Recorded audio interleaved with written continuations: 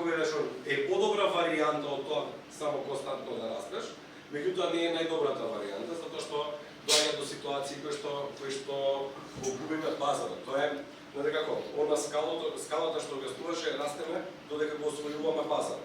Така, кога ќе се осврнеме внатре, не растеме, ако не продолжиме да растеме нагоре, него сме само внатре, тогаш го губиме пазарот. Што е предизвикот овде? На пазарот се случуваат промени кои што ние не ги гледаме, не ги следиме, затоа што сме фокусирани на внатрешност.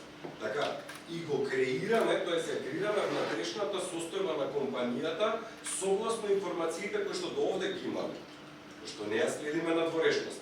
Така, и затоа не чини тоа, затоа што се што ќе креираме овде сега, ако не ја следиме надворешноста, кога ќе излеземе према надвор, сваќаме дека отишле они скала повеќе, се промениле многу повеќе работи кои што ние не сме ги земале воопшто во обзир. И затоа можеби на тие состаноци кои што треба да се случуваат, на оние организацијски работи кои што треба да се случуваат во организацијата, да одвоиме 70% за надвор и 30% за внатре. 90% за надвор во даден момент, 10% за внатре.